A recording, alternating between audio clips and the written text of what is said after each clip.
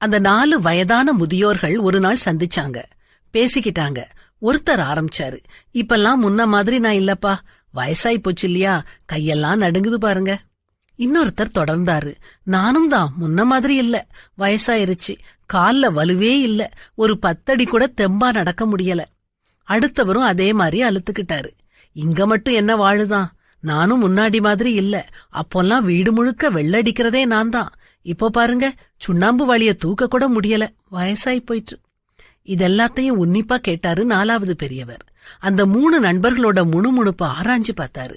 அப்புறம் மெதுவா சொன்னாரு, என்ன நீங்க இப்படி பேசுறீங்க, இப்பெல்லாம் நான் முன்னாடி மாதிரியே வலிமையாத்தான் இருக்கேன், அப்படி ஒண்ணும் வயசாகி போனதா எனக்கு தெரியல. 40 வருஷத்துக்கு முன்னால நான் என்ன வலிமையோட இருந்தேனோ அதே வலிமையோட தான் நான் இப்பவும் இருக்கேன். கேட்ட 3 பேருக்கும் ஆச்சரியம். எதை வச்சு இப்படி சொல்றீங்கன்னு கேட்டாங்க. தெளிவா சொன்னாரு அந்த பொக்கைவாய் தாத்தா. பாருங்க, நான் முன்னாடியெல்லாம் எங்க தெருவுல கிடக்கிற பெரிய பாறாங்கல்ல ஒரே தூக்கி தோள் மேல வைக்க பாப்பேன். அது என்னால முடியாது, அசைக்க கூட முடியாது. இப்பவும் போய் தூக்கி பாக்குறேன், அதே மாதிரியே முடியல, அசைக்க கூட முடியல. அப்படின்னா அதே வலிமை தானே எனக்கு இருக்குது.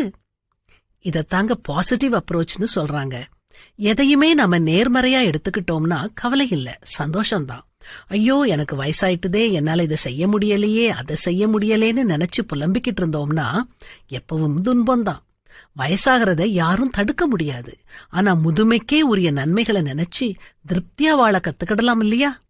முதியோரிடத்தில் ஞானமும் வயது சென்றவர்களிடத்தில் புத்தியும் இருக்குமே, அவரிடத்தில் ஞானமும் வல்லமையும் எத்தனை அதிகமாயிருக்கும், அவருக்குத்தான் ஆலோசனையும் புத்தியும் உண்டு என்று முதுமையோட சிறப்பை பற்றி பைபிள்லையும் தெளிவா போட்டிருக்குது.